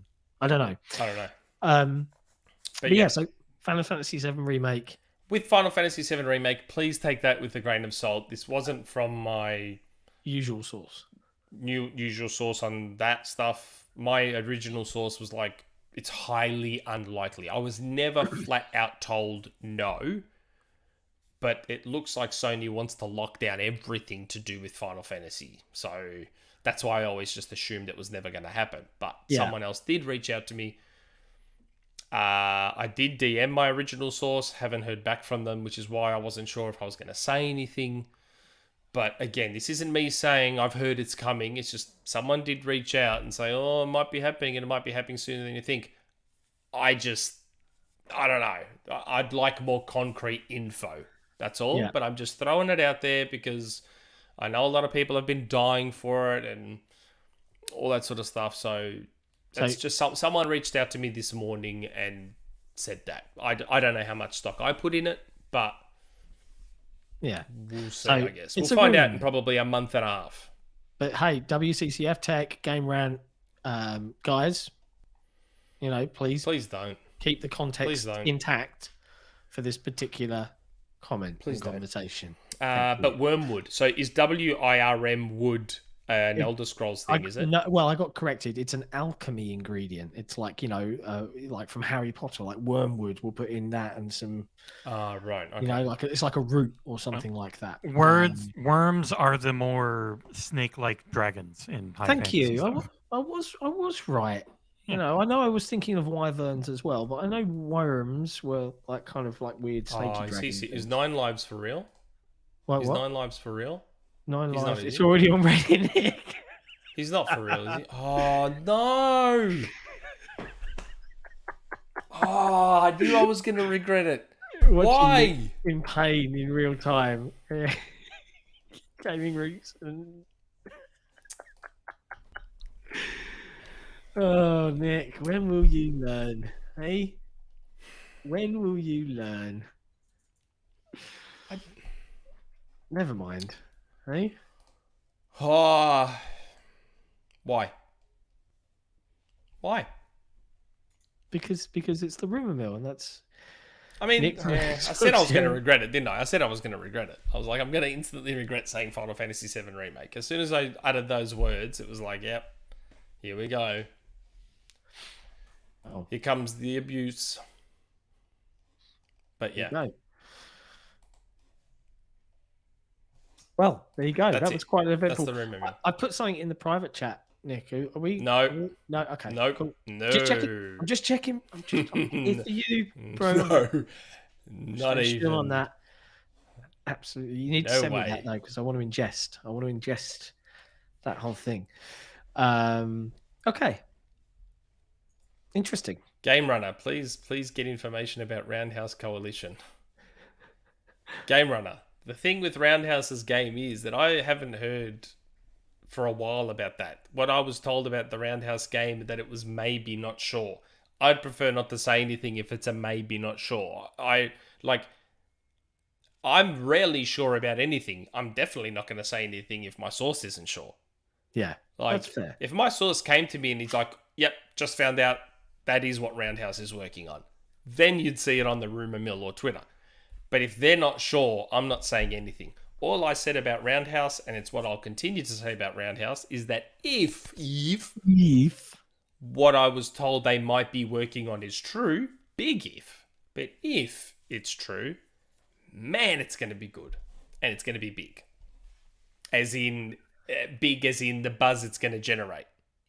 And discussion it's going to generate. Yeah. It'll be big. If. Hey, Nick, So, your yeah. rumor was removed because I don't know why, but probably because you're such a terrible source. So you're safe. No, that's not why. If it's been removed, I know why it's been removed. Trust me. I know why. I remember. Yep. I know why it's been removed. It doesn't look like it's been removed to me. I can It still has. see it. The Wyrmwood one is still there, and I'm fine with the Wyrmwood Oh, one okay. because there's a code name and everything. So the Wyrmwood one, I'm fine. But I tried to preface Final Fantasy VII with, look, guys, I don't know, or take it with a grain of salt, blah, blah, blah, blah, blah, blah. Because what happens is the way people post stuff on Reddit, everyone takes it as confirmation, and then that's when all the crap starts and all that sort of stuff. The Final Fantasy VII one was just... Again, someone who's not one of my normal 100% rock solid sources reached out and said, "Oh, this might be it was all might and maybes," but I just wanted to mention it just because I know everyone on Xbox wants Final Fantasy VII Remake. I don't give a rat's about it. I don't play Final Fantasy games, but I know everyone's been looking forward to it, so I'm like, "Oh, maybe." And then I noticed that it's 2 years come April, so maybe Sony locked it down for 2 years, and at the end of that 2 years, it comes. I don't know. Guess we'll find out. But yeah, Now, I'm going to take this opportunity, dear viewers, to just remind everybody and say a big thank you to our patrons. Every single little project, news piece, video is all funded and created with the aid of our community and our patrons in particular. So massive hugs and kisses to all of you lovely folks. If you're interested and you like what we do, head over to patreon.com/XboxEra. You too can become a supporter. You, depending upon if you want to spend $1, you can just have ad-free browsing on the XboxEra forums. But if you want to spend a little more, we send you cool stuff every 3 months. So, what's not to love? And it enables us to do all these wonderful things and these shows every week for you guys. So just a quick shout out on that one. Now, technically, we've got a couple of community questions left. Just a couple. And the only other thing I can think of news-wise was that Titanfall is leaving EA Play. I had that here, but I got rid of it because it was already delisted technically. But it's leaving. But I just wanted to raise a glass to Titanfall. Titanfall's the greatest. Titanfall 1 is the greatest multiplayer shooter ever made. It was good. It's amazing, and I love it so much. And I wish Respawn would make I Am Once Again as... What's that old politician? What's his name? George Bush? No, you know that meme? I Am Once Again Asking? Who is it? Jesse? I don't know. Who's that old politician? I'm not young enough. Not Biden. Who's that other one? They all look. They're all old white men. Who is it? I am once again asking. Oh, Bernie Sanders. Bernie Sanders. That yeah. meme. Okay. And that's why I'm like, I am once again asking for Respawn to make Titanfall Definitive Edition. If they don't want to make Titanfall 3, just make Titanfall Definitive Edition, where you take Titanfall 2's campaign, which is incredible. And then you take Titanfall 1's multiplayer, which is incredible, and you just mush them together into one package. Mush them all up. Mush them all together into one package, and you create Titanfall Definitive Edition. You give Titanfall a little bit of remaster treatment because it was like a 794p game or something. So you spruce it up a bit. Try and patch in sliding if it's possible. I don't know how possible it is. I'm not a coder. I don't know. If you can get sliding into Titanfall 1, great. Remaster it a little bit. And yeah. I just got some more abuse in DMs from someone who's watching the podcast calling me a politically illiterate degenerate. Thanks very much for that. For not knowing who Bernie was. I don't know politics. I'm Australian. I don't know politics. American politics. I just saw a video on our Prime Minister nearly... I just watched the video on Twitter last night of our Prime Minister nearly blinding himself acting like a tradie. Like, I don't know politics. Oh, man. I just got abused in DMs like I always do. Always getting abuse. Forever getting abuse. And hey, thanks, by the Rumble. way, if you're watching right now as well and you're new to XboxEra, obviously hit subscribe, hit like. It all helps. It would be most appreciated. It takes you 2 seconds on your phone or with a mouse. Now, really, at this point, we've got a couple of community questions left to hit, but chat. Literally 2 left. If you want to talk more, if you want to stick around, chuck some super chats at us. Give us some subjects. It's okay. We've been going for an hour and a half. It's okay to have a short show. I know. I'm just saying. When we first went weekly, you were like, "Oh man, our shows are going to be like 40 minutes." I know. They've gotten longer since we went weekly. Oh, you sweet summer child! I know they've gotten longer. It's okay to have a short show. It's okay. I think someone actually invoked Iron Lords. They were like, "Oh, you're going for Iron Lords length." And I'm like, "Oh God, I hope not." I love those guys, but I can't do 6-hour shows. Your legs start to hurt after a while. Oh man, yeah. And this chair's really creaky. I have to keep really still. If I move around too much, it creaks like something crazy. I don't know why. But yeah, what do we got community questions wise left? Okay, there's only the 2 left. So first is from Jesse Brother. Jesse Brother. Now, Jesse Brother. I call him Jesse Brother. It's a thing. Look, it's too much inside baseball. I used to go to Greek school, and there was a guy. Anyway, it's a weird thing from my past that I might have to explain this first line. If you're wondering what do you Reynolds mean? wrap is, I don't know if that's international or not. Let To me start Sir with Reynolds apologising Wrap. to Sir Reynolds Wrap of House Clark. He's apologising to John, no? I mean, yeah, I can infer that, but what is Sir Reynolds wrap? Reynolds wrap is a type of aluminium foil, tin foil that we sell in the US. Hey, he said You had your aluminium tin properly foil instead of hat that on. stupid aluminum. Yeah, I said it the way that you guys have. It's literally spelled aluminum in our country. It doesn't have that I, so it's spelled aluminum. That's why we say it that way. All Eat shit. right. All right, go on. We're all friends here. But I've really been swayed by Nick and Jess on the MS COD thing. It's very easy to be swayed by me. I'm very persuasive. And I didn't even care which direction it goes, unlike some of our amateur acquisition law analysts on the forum. My question this week is, what do you guys think of Horizon Forbidden West's absolutely full-on marketing campaign, where they are putting giant statues and massive murals on sides of buildings in major cities around the globe? I have to say, it is actually the first time I've seen a more old school. Yeah, like the sides of buses. I was driving yesterday to pick up my new car, and on a major intersection in Melbourne, there was one of those nice new Fandangle digital billboards.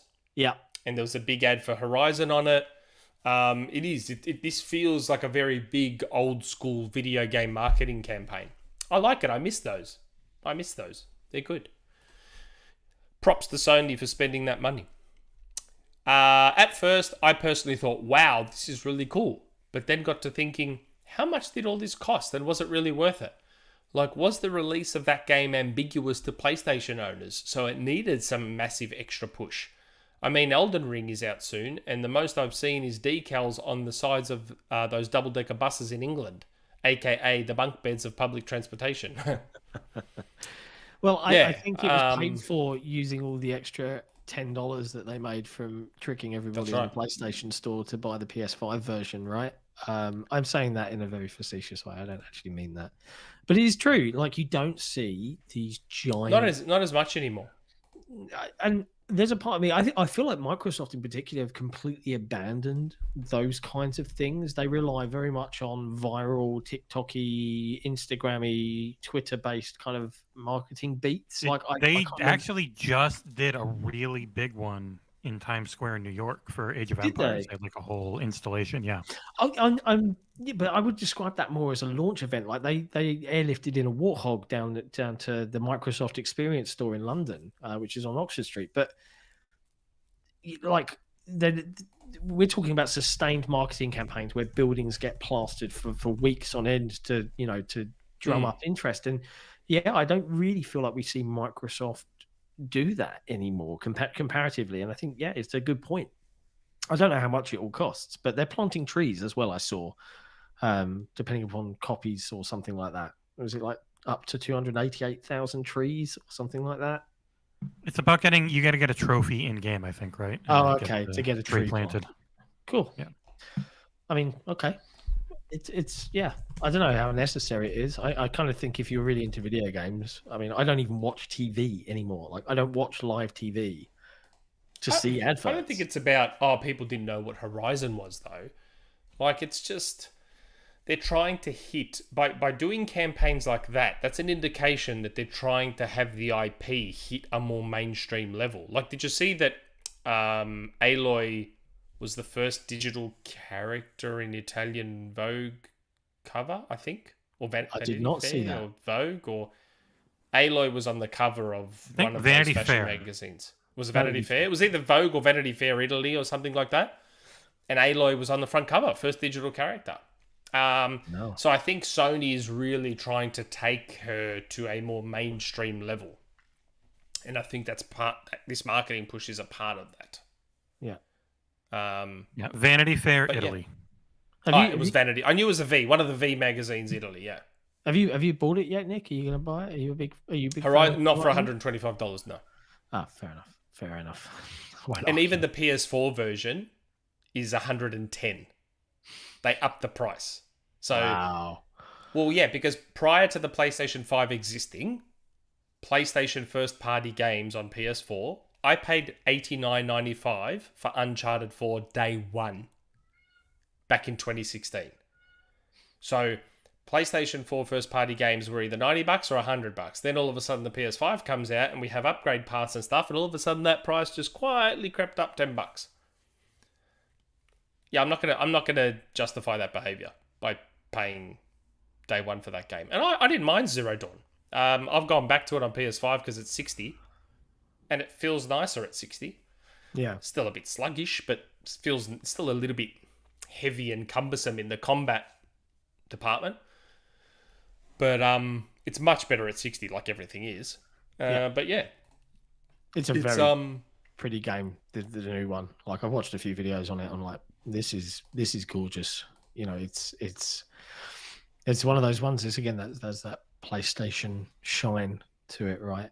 It's a very good looking game. The hero lighting is a bit much for me, but otherwise it's absolutely gorgeous art direction. It really is. It's beautiful. Like for all the talk that all of Sony's games get for their visuals, Horizon, I look at Horizon Zero Dawn and just purely on visuals stands head and shoulders above everything else Sony first party. Yeah.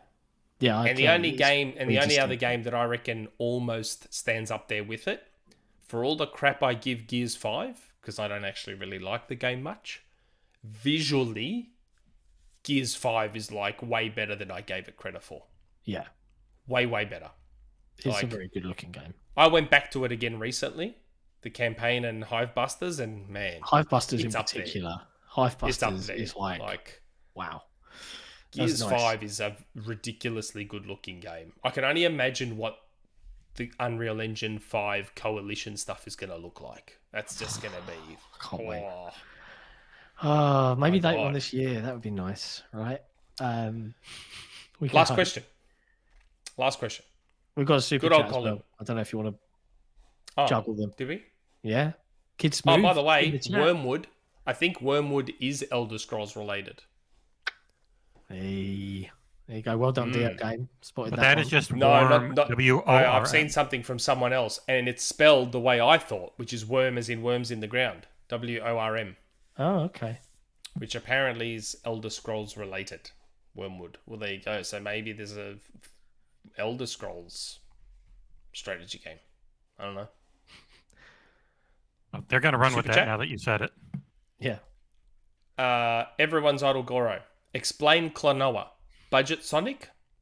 No, well, I mean, if you look at Klonoa's design, it is a very Sonic-looking character.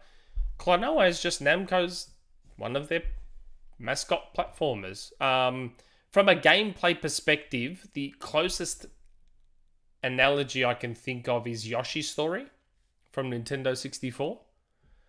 That's probably, I think, like I'm just trying to compare it to all the other platformers I've played, and the closest I can think of is Yoshi's Story. So I'm not saying it's exactly like that. Please don't take my words wrong. I'm saying the closest one I can think of right now. There's some really angry people out there. So I know. So please don't start saying, "Oh, Nick said Klonoa was Yoshi's Story." No, I'm just saying that's the closest one I can think of in terms of the gameplay. Like, you know, you do the jump and then you hold down jump and he floats up a little bit more. And anyway, I mean, I love Yoshi's Story anyway, but Klonoa 2 is one of my favorite ever platformers, and it was probably top 3 favorite PlayStation 2 games. Wow. It was so good. I'm so happy Klonoa 2 is coming back. And you'll be reviewing it for our site later in the year because I got you on the list. Sick. 10 out of 10. And if I get to review it on Switch, then I don't have to worry about achievements tapping into my OCD. No, we're an Xbox site, mate. You have to play the Xbox version. I'm afraid. It's the same game. Whether I play it on a Switch or an Xbox, it's the same thing. On the console, it's the same thing. That's not how it works. It's not going to look the same if you make videos of the Switch version compared to the Xbox one. That's true. It's going to look like shit. Ooh, yeah. Sorry, mate. You're playing it on Xbox. Deal with it, yeah. You actually missed... capture card. I can still probably capture from a Switch. Probably. It doesn't look as good. But you actually missed the super chat I was initially referring to, which was Kid Smooth is in the chat. I saw his eyes. Yeah. He's asked Xbox first half lows. When does it end? When does it end? Next year, I reckon. Yeah, I mean, Next year. 2023 is when this will end. I mean, do you think we're going to see anything? Because I know it's a topic of conversation right now, and I'm almost I'm of two minds. I understand the point of saying, you know, what's happening between now and, well, we don't know. The only thing we've got a date on is Starfield, which is in November. So there's I know. I know 11 months. everyone says COVID, but COVID clearly affects things. What did Sony have last year? They had like nothing. Like they had a couple of games in the first half and then nothing in the second half. Now Xbox has nothing in the first half and everything in the second half. Like that's how everything's being affected. It's not, you know, like look at Sony this year now. Everything's going to be virtually first half for Sony. And I think although when are Gran Turismo and God of War? I mean, God of War. Gran Turismo is coming soon, but God of War is most likely second half. Yeah. Well, there you go. So first half we've got Gran Turismo, we've got Horizon. Like again, it looks like we're having a repeat again. One goes first half, one goes second half. I think next year is when you'll see that consistency. Every 3-month cadence of big triple. Put it this way. Games. If Xbox Game Studios and Bethesda and Activision don't have their shit together by next year, then I'd be starting to ask some serious questions. Like, by 2023, we will have been 3 years into the pandemic. Yeah. Fair to say you've probably had enough time to adjust for working from home by then? Fair to say? I'd say. 3 years? If you're not getting your shit together by next year, then yes, I reckon start asking some serious questions about what's going on. Do you think That's just that me. Microsoft are going to try and pull some, you know, Outriders, etc. style deals? Well, I had said, how long have I been saying? Safe to say MLB will be there. MLB was there. It was, yeah. So, MLB was there. I think MLB will be there again next year. Feel free to bookmark this. I think MLB will be there next year as well. I'm still expecting GoldenEye soon. Yeah. And I know GoldenEye, some people won't count GoldenEye because it's going to be on Switch. And yes, I was told it's going to be on Switch as well. But in the end, it's still, I don't know. I don't know how to explain it. GoldenEye's a weird one. It's not first party, but it's not third party, but it's not. It's weird. GoldenEye is a weird one. Yeah. I just want GoldenEye. I don't care how I get it. I just want it. I just want it.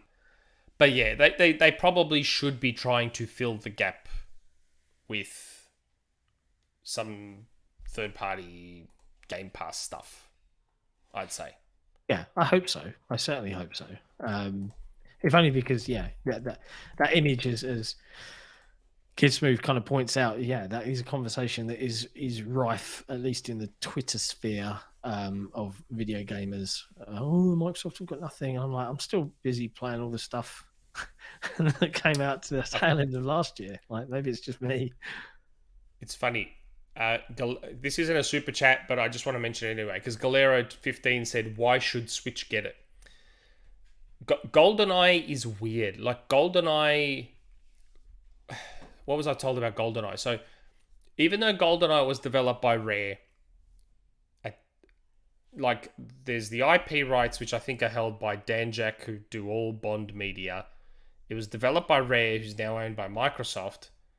It's not a Nintendo IP, but Nintendo does hold some of the design patents for the game, which is why it's always been in this weird limbo place, because there's like 3 parties involved, and all of them need to coordinate.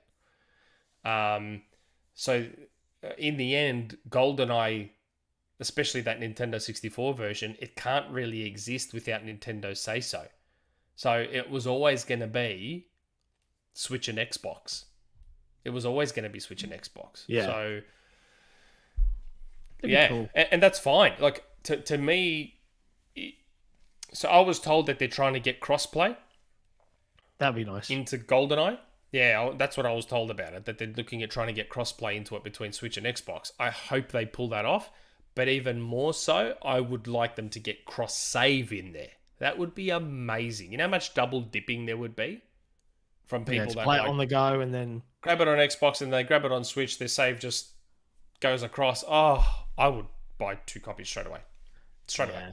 I don't know if that's going to happen though. I doubt cross progress. Oh, I wasn't told it was going to happen. I'm saying I hope. Yeah. The one I was told was that they're looking to try and get crossplay in there, I assume, for the multiplayer. That would be good. Yeah, That would be it good. would be. Okay. So can I get to the last community Yes, question? you may now proceed with the last community question of the week. Okay, good old Collingwood. Happy President's Day, Jon, Nick, and Jesse. When's President's Day? It's an American holiday that's this week. I know, but when is it, or when was it? Monday, I think. Oh, do you get the day off? My kids have the day off, and I don't think my wife does. I Oh. don't know. America hates giving people the day off for work. Yes, they do. Okay. No, we like it down here. Yeah, Yeah, it's I Monday, like it day off. 21st. We have a day off here for the day before the grand final, the AFL grand final. Wow, that's nice of. Where work our people to the bone until they cry in misery and can't afford any of their But sport is our hospital thing. bills country. Like, we have a day off here for the Melbourne Cup, the horse race. We have a day Nice. off here for the day before the AFL grand final. Like, sport is our thing. Like, we're the sporting capital of the world. Coffee capital of the world, sport Coffee capital, of the Melbourne. world. That's Best why we're the country most in the livable world. city every year. We are the best city. We just are. And if you came to live here, you'd know why. Well, you know, if you weren't so stern on your immigration policies, Australia, maybe I would. I don't even know what our immigration policies are. Oh, well, they're basically like, I don't have enough points. I'm not, you know, I don't tick a box. I'm not the right kind Oh, of really? person that you need. Yeah, something like that. Sounds a little bit discriminatory, It does a bit, yeah. But maybe that's hey just ho. me. I don't know. Anyway, Okay. Good old Collingwood. A few days ago, Fortnite got gyro aiming and flick switch abilities for controllers. Yes, I have used those. They're pretty good. Which means you can basically point your controller to the screen and use that to aim. A conspicuous absentee of devices that can use this is the Xbox, because of the insistence on having all Xbox controllers backwards and forwards compatible. So, would you like future Xbox games and controllers to have gyro aiming capabilities? And should Xbox have games and controllers with gyro aiming capabilities? And then he's got here down the bottom, which means that you will have to configure your arms to have X and Y accessibilities. Yes, I am hoping, very much hoping, that Microsoft relents and creates a revision of the Xbox controller with gyro and haptics. The adaptive triggers can get stuffed because they are the worst, and anyone trying to claim otherwise, just be quiet, because the adaptive triggers are straight garbage. And please don't be like, oh, but in that one game, they're really cool. Yeah, okay, but in the other 57 games, they're not. Where the haptics, even when they're not that great, they're still pretty good. Like, yeah. and when the haptics are implemented properly, they are legitimately immersive. I don't think we're going to see anything like that until like an Elite Series 3, if ever. Yeah, but they can't do it in an Elite. They need to do it in the standard controller so that it becomes a standard feature in games. Because gyro aiming is legitimately good. It actually is. Like, in Days Gone, it works really well. In Fortnite, it works well. In Hyrule Warriors, it's good. Most of the time I've used it, it was good. And despite Reset's belief, it didn't get invented by Horizon Forbidden West. It's been in games for quite a while, and implemented well in games for quite a while. But I think Microsoft were mistakenly stubborn on the controller thing. And I reckon they should have gone with at least one of gyro or haptics, but preferably both. I just think they need to bite the bullet. I mean, come on. By this point in time, it's 2022. By this point in time, people have now become accustomed to the fact that Microsoft releases a hell of a lot of controllers. So, yeah, I think though the reason that stuff is not in the pad is that the cost analysis of selling the console went fully into the hardware of the actual device. Like, they were like, yeah, let's revise the pad to within the limit of whatever scope and scale we set, but we're not going to go all in on and try and reinvent the wheel, you know, because it is very much just a reiteration of the Xbox One pad. Is that's why they're backwards and forwards compatible. I don't think that's what drove the decision to not put gyro or haptics in. I don't think so either. I think because the hardware that they're selling, like especially the Series X, there's a lot of value jam packed in there comparatively, right? And I know, but like I mean, me, like Microsoft's all about so. Microsoft have been very public about, we want to help the industry and we want to push the industry forward and we want the industry to get better and we're all about gaming. Then to me, adding gyro especially, and haptics to a lesser extent, but gyro especially helps do that. Like, to me, why can't gyro be standard? Yeah, I'm not disagreeing with you. Nintendo has it. Sony has it. So 2 of the 3 have had it for like 2 or 3 generations now, and Microsoft's still not getting on board. Like, why not? Like, I think they're scared of. Scared's the wrong word. They're hesitant to put additional gimmicks in at this point.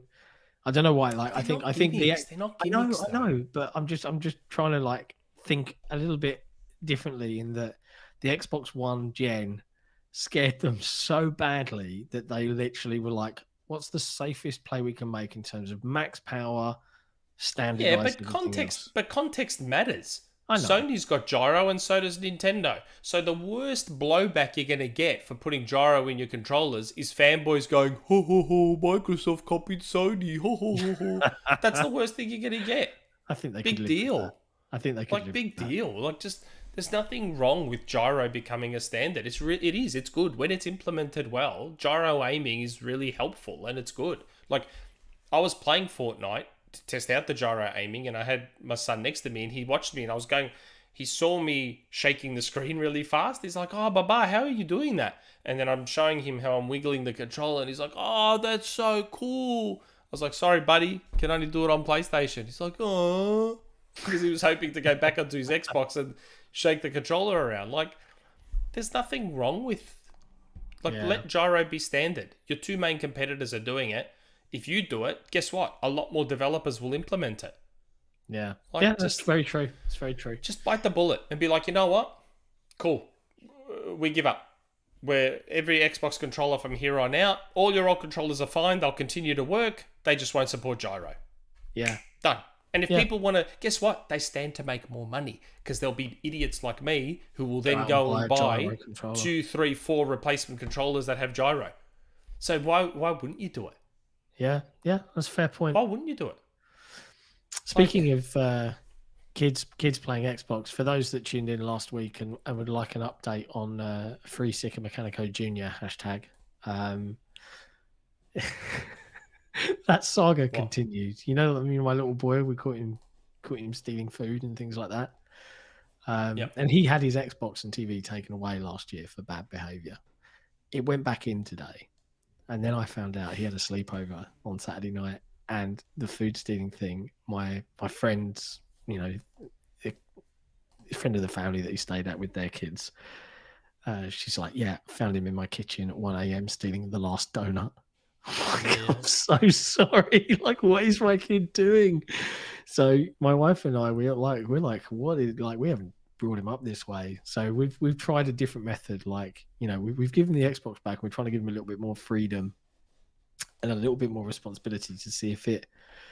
I'm a bit against it, but I've been told that this is what's happening. So we're seeing how it plays. But Sicker Mechanico Jr. is free again for now. But he's still a criminal in my mind, and we're keeping a very close eye on him.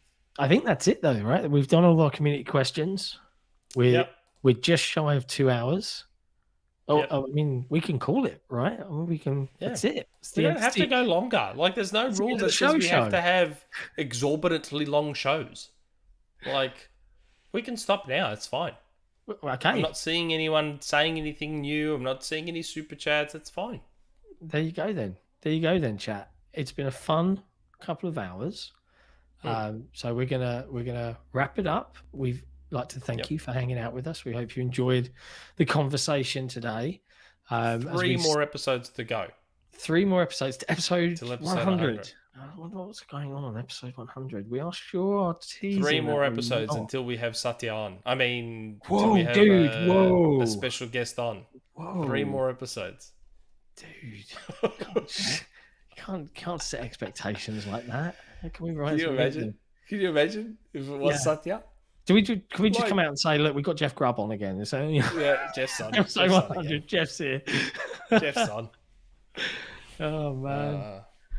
That's but fun. yes, 3 episodes remain, That's fun. and then we'll be on the countdown to episode 200. Right? We don't count episode 150 at that point. Like that's not a milestone, right? Once we've hit 100, because it's not. Why wouldn't you count? No, you don't count 50. Well, I counted 50 because it was our first live show, so that was a special moment. But once we hit 100, it's like YouTube subscribers. You know, we hit 10,000. We don't celebrate like 11,500. The next one we can really celebrate is like 20,000 maybe. And you know, after you hit 100, is the next one you celebrate is 1 million or something. I don't know. No. After 100, you at least do something for like 200 and then 300. That's if we even get that far. Man, can you imagine like 3 or 4 years from now, if we had that many subscribers, we could like do this for a living instead. Just great. Live in Xbox era towers. Be great. And then I could do more appearances. It's hard to do the American podcast appearances. They're all done during my work morning. So it's hard. It's hard to do. I did, and I guess I'm going to pimp out Ains's show while I can. I saw that. I watched it. Yeah, I jumped on Seasoned Gaming Industry Perspectives with Ains, who is a really, really nice chap. And I like him a lot. He's a fellow baldy, and he also has good video game opinions, which I value in this world. So yeah, if you want to chat about XboxEra, you want to see that video, go check out Seasoned Gaming's YouTube channel. He was lovely, very accommodating. But yeah, other than that, I don't think there's much else we need to cover. Oh, if you missed out on all of the You Had Me at Halo chat, or you really want to get into more Halo chat, the You Had Me at Halo podcast, their last episode aired yesterday. And this coming week, we've got a few things dropping, if memory serves. We've got a review for a big scary horror game. We've got a review for a big scary open world game. We've got what else have we got? We've got a review for the tiniest chance we have a Halo multiplayer review going up. Oh, the tiniest chance. Oh. Yeah. 0.01%. You're calling out Soul big time there. Oh, and I think if I have my embargo dates correctly, there's another review for a big scary racing game. So there's lots of things going on. Big scary racing game. I'm just attaching big scary to everything. Grid Legends, Elden Ring, potentially Destiny 2 Witch Queen, depending on how fast Forebear is. And when's March Ninja Turtles? Is dead. Ninja Turtles doesn't have a date. Oh, never mind. It's this year. And yes, I got you on the list for that one too. So yeah.